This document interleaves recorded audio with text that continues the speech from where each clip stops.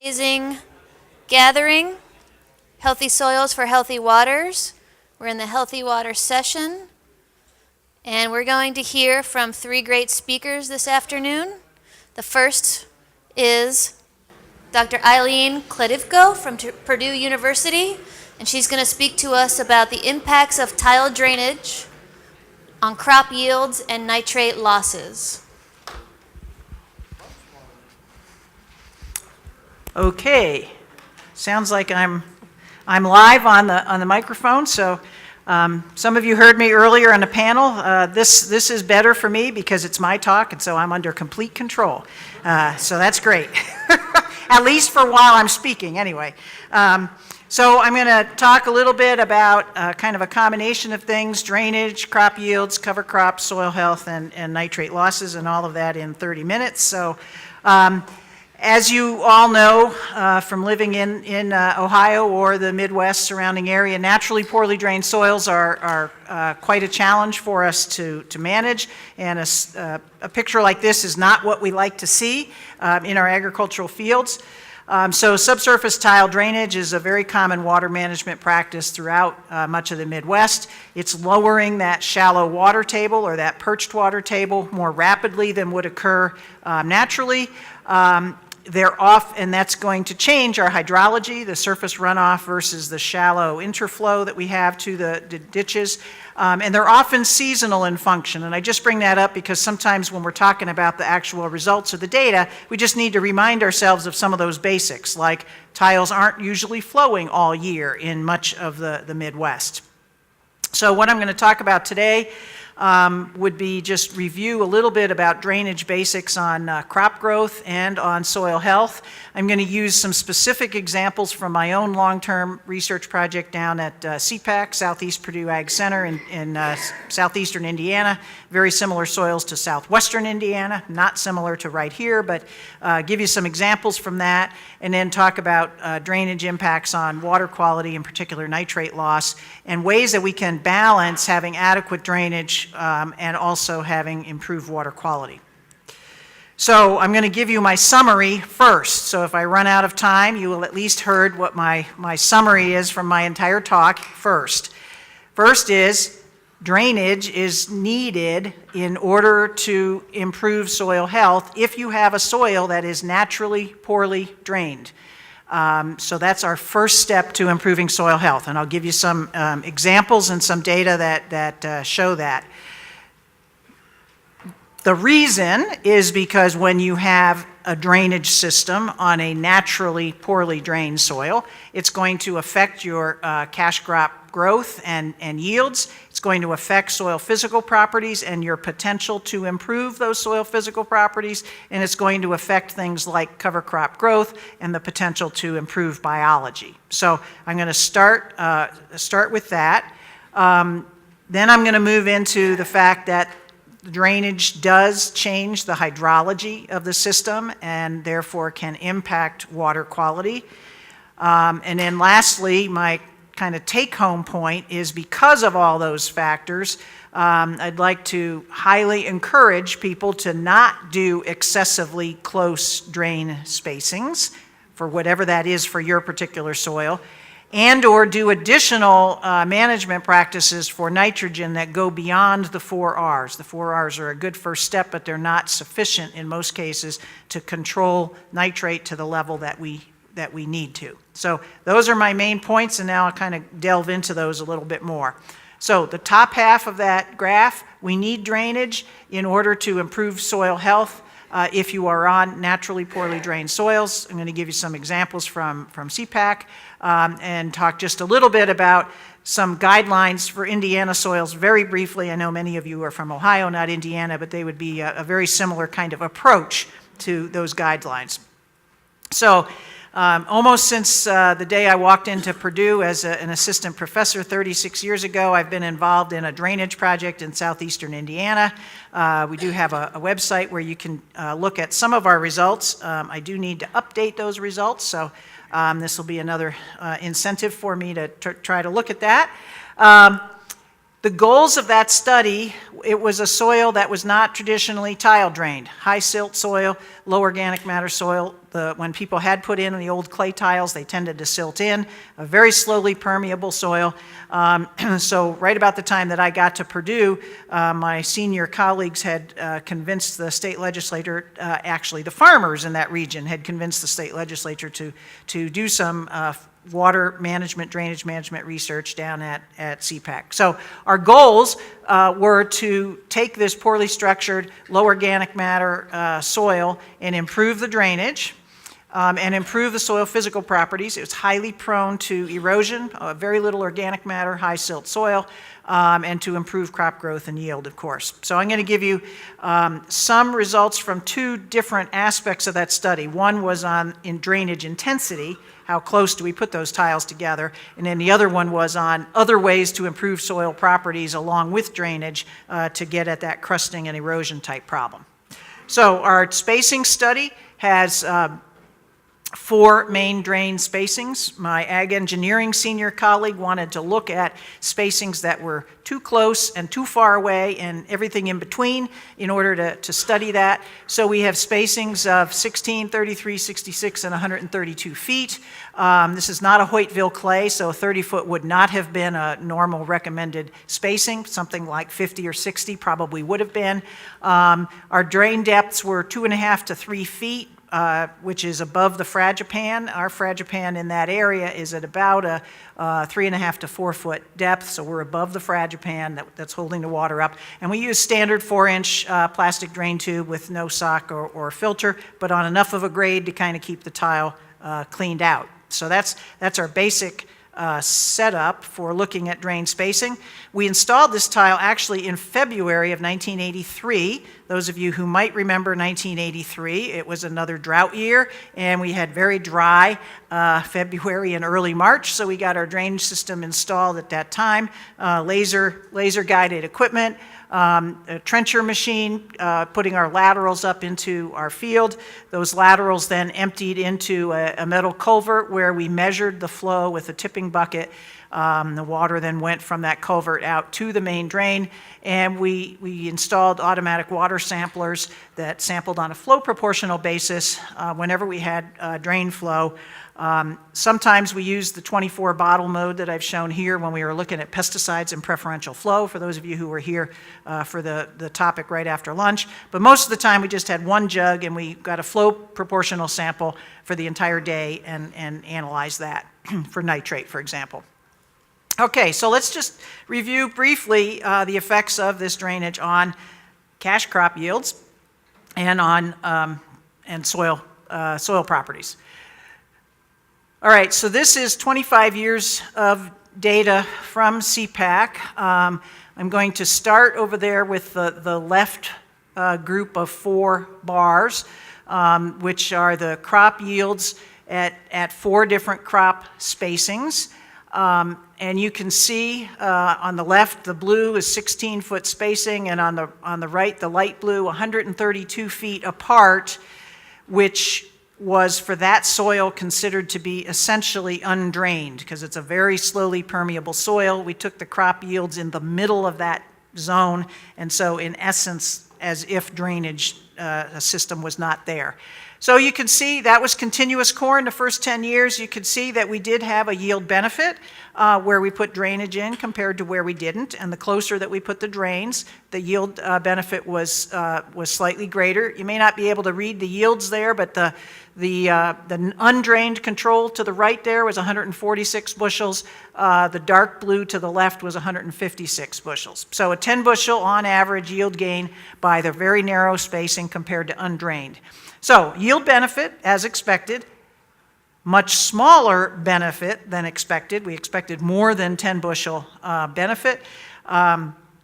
The reasons are several, but one of them is that the local farmers reminded me regularly that my field, my Claremont field, had much better surface drainage than their Claremont fields. And I believe them. We had just a tiny little bit of slope, and it was a relatively small field compared to their fields. So what that means is that the benefit of putting in subsurface drainage may not be as much as where you have poor surface drainage and you have ponding, okay? The other thing is, and I'll show you this, those 10 years were actually, we only had a few years that were what I would consider to be really wet, where you would expect your drainage benefit. If you look at the next group of bars in the middle there, that was after 10 years of continuous corn, we switched to a corn-soybean rotation, we switched to no-till, and we switched to using a cover crop every other year. There you can see the three spacings, the 16, 33, and 66-foot spacing, were all approximately the same yield, somewhere around 157, 158 bushels per acre. The undrained was lower, about 140. So here we see 15 to 20 bushel yield benefit from the drainage, in part because we had wetter years, and that's probably our main benefit. On the right were the soybean yields, and we found no significant differences with soybean yields in the 7 years out of the 15 corn-soybean rotation years. So increased drainage, increased yield with drainage. This graph is way too much to totally digest. All I want to do here is point out a couple of things. What I've got there is every year of that first 10 years, and then on the right is the 10-year average. I don't think this pointer is really effective here. So each year from 84 to 93 plus the 10-year average, and you can see that the yields with different spacings vary from year to year based on the weather, as you would expect. But there's two points I'd like to make. One is the list of dates there was the date where we planted the narrowest drain spacing, okay? And you can see there are three that are in red type. Those were the three that were planted later than our kind of May 10th target date, okay? So only 3 years out of 10 did we have wet enough conditions that our planting date was after our May 10th optimal target, okay? So a drainage project, my senior colleagues told me, Eileen, we have started a drainage project, long-term drainage project. It's going to be dry for the next X number of years, okay? So, and they were kind of right. So 3 years, we had delayed planting. And then if you look below that, the last line, what I've got there is the delay between when we planted the narrowest spacing and the undrained control, the widest spacing. At this point in this project, timeliness benefit was part of what we wanted to study. So that was the priority project for that farm. When that field was ready, when the narrow spacings were ready, they tilled it and planted it. And when the next spacing was ready, they tilled it and planted it. And so you all know what happens in some years. That first year is an example. On May 21st, they tilled and they planted, tilled, and then one day later planted our narrow spacing, and then it rained.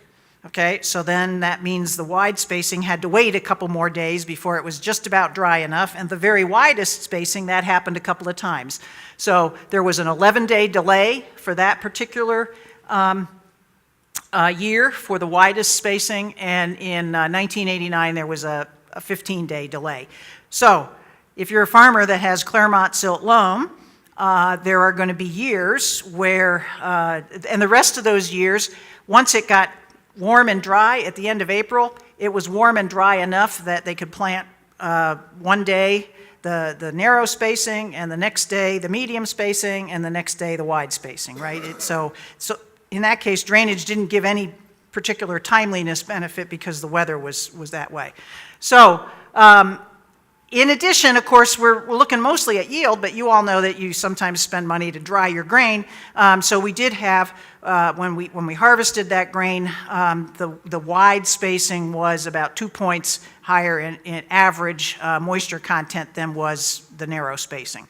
So the implications from this particular part of the study is that we have a timeliness benefit in some years, and on your fields that are likely to be larger, and you can't just immediately go to each field exactly when it's ready, that benefit is going to be much larger for a typical farmer than it was on our little 15-acre field.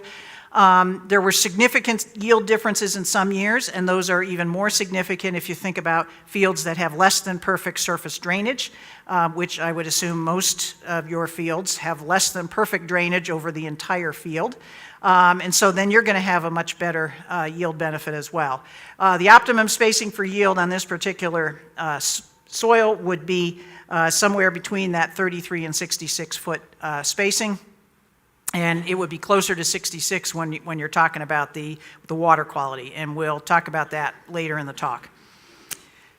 We had another part of the field where the major emphasis was to look at how to improve the soil properties, okay? And so what I'm showing here, the blue bars are where, so we had, in this part of the field, we had a tiled section and an untiled section. So I can't statistically test the tiled versus untiled, but within the tiled section I had no-till versus chisel, I had manure, I had cover crops, I had rotation, long-term rotation, and so on, as a way to improve the soil properties.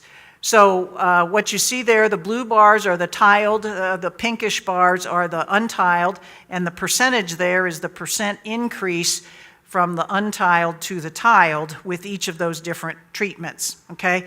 So you can see we're talking about a 12% increase where we just had continuous corn when we went from untiled to tiled, but where we had all those other agronomic management practices, we had more like a 20% increase in yield where we're coupling the agronomic practice with the tile drainage.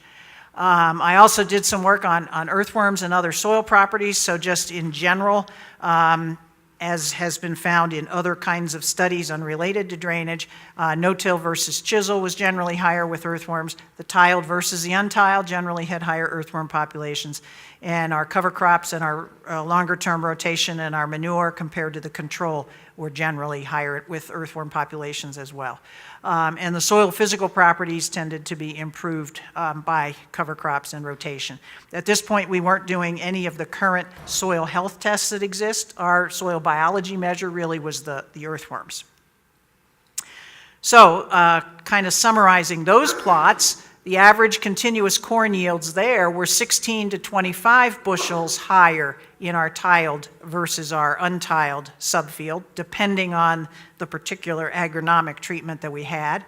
The cover crops and rotation and manure had equal or greater corn yields than the control in the tiled subfield, but in the untiled subfield, they were equal or lower. In other words, we couldn't really get the benefit of those agronomic treatments to improve soil health where we had poor drainage system. In other words, no drainage system.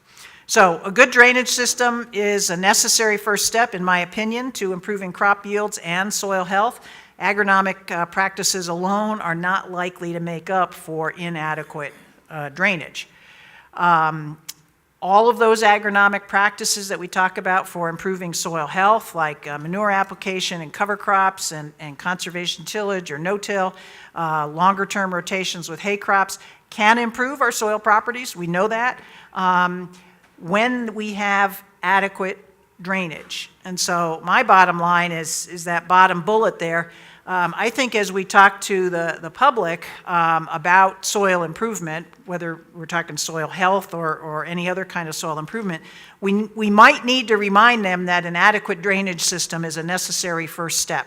So in my opinion, when I hear people say, you don't need a drainage system, all you need to do is use cover crops and no-till, I don't agree with that if the soil is a naturally poorly drained soil. In other words, if it's a high water table soil, you need to deal with that high water table with a drainage system, and then you can make all those other improvements with our soil health practices, and you will do a much better job of improving the soil if you've dealt with the drainage system. And the year after I ended the project on the agronomic treatments, I went away on a sabbatical and I came back and they told me, well, you ended your project 1 year too soon. They basically went ahead and planted corn perpendicular to our old plots, but you can see in the foreground there, essentially no corn. They had planted 3 times in that untiled part of the field, and it had gotten drowned out 3 times, and so basically there was no crop. And in the background there, beyond that line, you can see where we have regular corn stubble. And so that, again, underscores my point that maybe some years the yield difference wasn't that much, but in some years the yield difference is everything, right? I mean, the difference between no crop and a crop in significant portions of a field is very important. And so that's part of the reason that we talk about drainage. So again, I'm giving you some examples from my particular site in southeastern Indiana, but this is really how we look at drainage overall, regardless of the soil.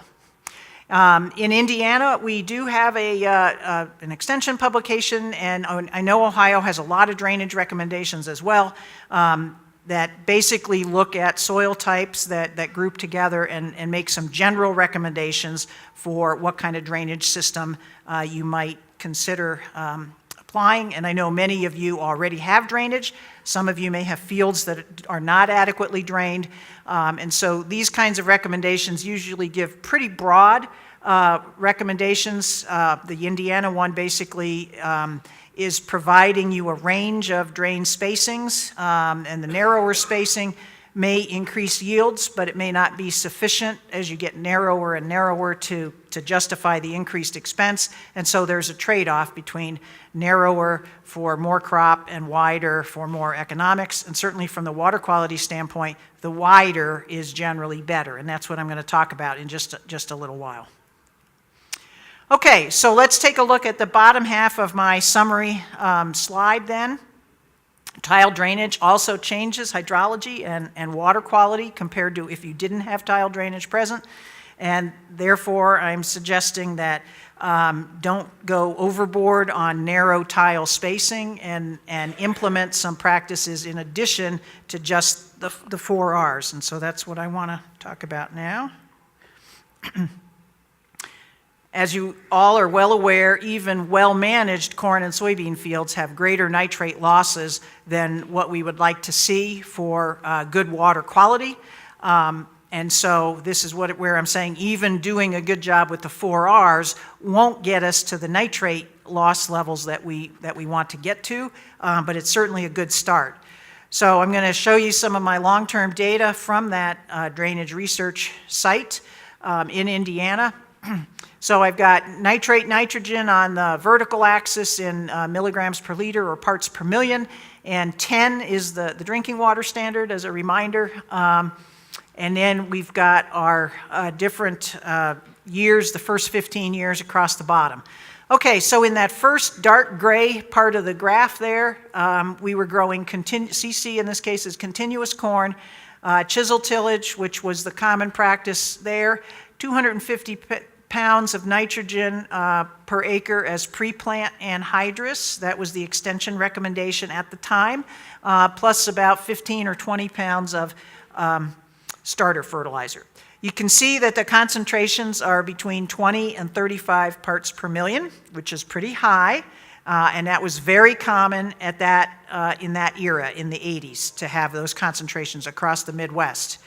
The next 5-year period, we reduced our concentration to 200 pounds of nitrogen per acre pre-plant, and still a little bit of starter, and our concentrations went down.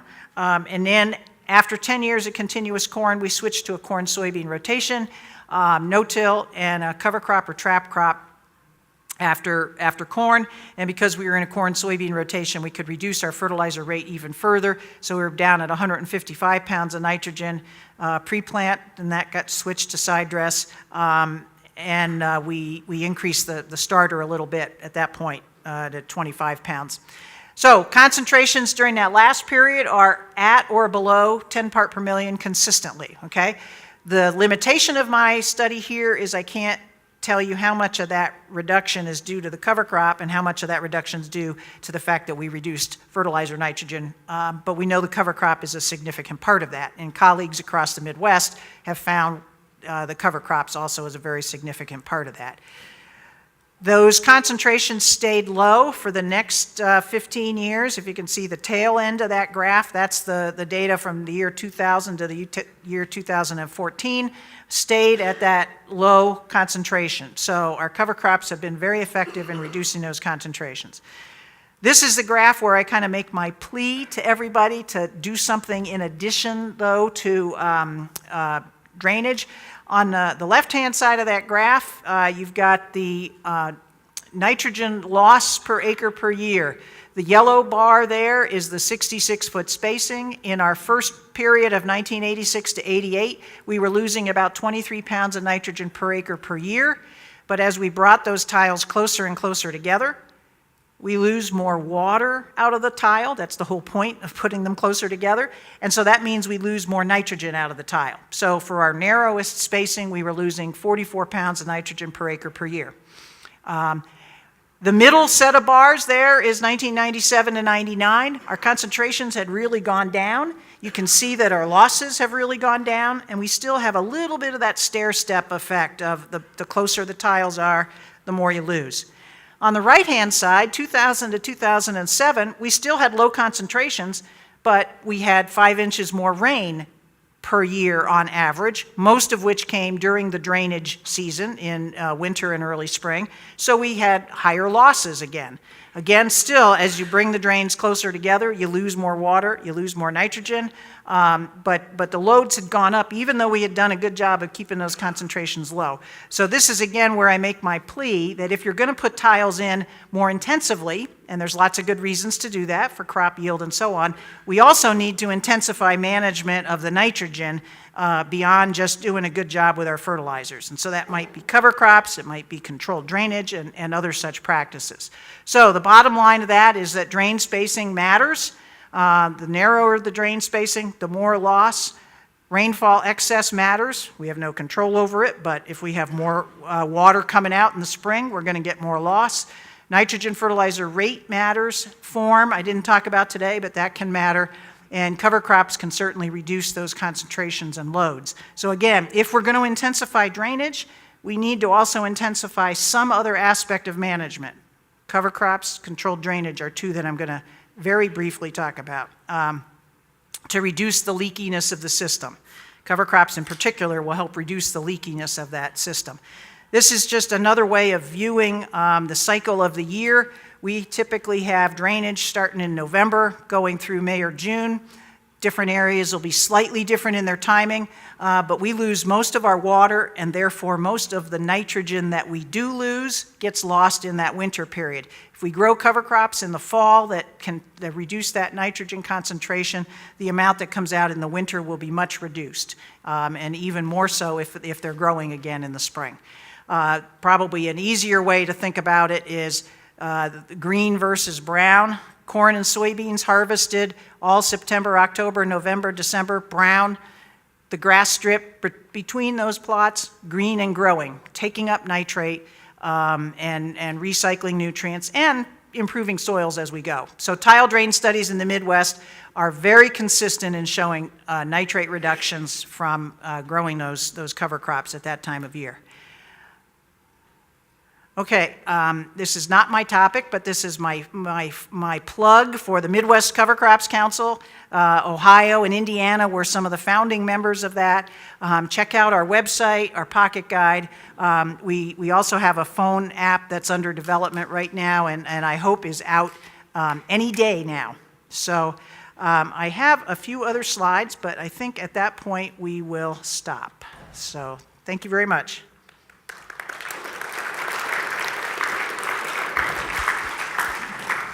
Okay, we have time for 1 to 2 questions, and I see one up front here. Eileen, in Ohio, a lot of farmers are splitting the systems, putting an additional tile in. They may have been at a 50-foot spacing, and now they're 25 or 30. Right. It's been my contention that's been more because of the compaction they've introduced in the field and the fact that they can't draw laterally as much as they used to. What are your thoughts? Well, that can sometimes be the case, that the splitting the tiles is because of compaction, in which case the splitting it will work for a while, but then the same problem will occur. So I don't think that's always the case, but sometimes that is. And certainly compaction is an issue that would need to be dealt with as well. And that might include deep ripping once and then growing deep-rooted cover crops or something else to kind of keep that compaction from occurring.